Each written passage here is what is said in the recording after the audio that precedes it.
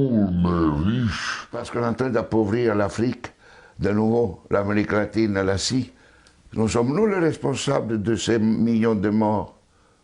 C'est nous qui disons que tu dois avoir accès à l'eau simplement si tu la payes. Que je t'amènerai l'eau si je suis rentable. En Afrique, c'est nous, c'est pas eux. Eux, ils étaient capables de le faire en communauté. Et donc, à l'heure actuelle, il faut se dire que les guerres qu'on est en train de faire, c'est quoi? C'est parce qu'ils nous ont attaqués. Qui? Quand Sarkozy a bombardé la Libye, aucun Libyen n'avait attaqué la France. La France n'avait pas été bombardée par personne. Et nous, quand les Américains ont bombardé Bagdad ou l'Irak, parce que c'était l'ennemi du mal, tous ces millions qui sont morts, et tous ces millions de réfugiés syriens, irakiens, etc., c'est qui eux, ils sont voulus.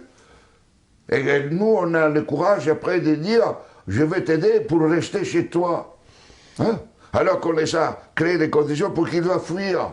Et nous, on va dire hypocritement à cette Europe qui hypocritement donne 6 milliards à la Turquie, 2 milliards aux Libyens pour pouvoir tenir les gens qui viennent d'Afrique, où on est en train d'alimenter, nous, les guerres.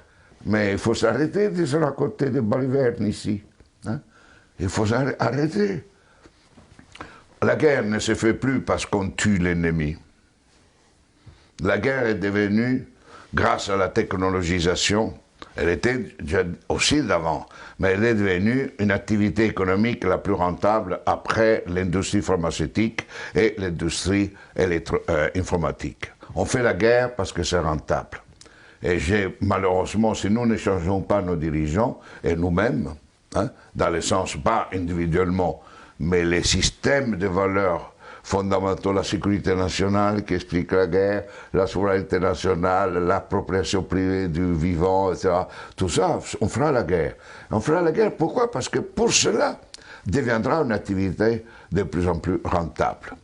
D'ici quelques années, si vous éliminez la guerre, le PIB mondial chutera, d'après le système dominant.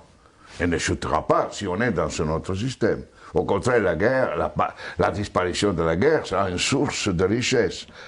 Mais c'est pour cela que les dominants à l'heure actuelle ne veulent pas réduire les armements, ne veulent pas réduire les occasions de guerre. Parce qu'imaginez-vous la France sans la guerre. Que serait comme économie? Imaginez-vous les États-Unis sans guerre, deviendraient des pauvres. Dans des économies pauvres. Donc aujourd'hui, on est entré dans une phase où on fait la guerre parce que c'est rentable. Et vous n'aurez aucun dirigeant actuel du monde qui arrêtera la guerre, parce qu'il sera crucifié, parce qu'il sera lapidé, parce qu'il va contre la logique. La guerre fait augmenter le PIB mondial. La guerre permet la croissance économique.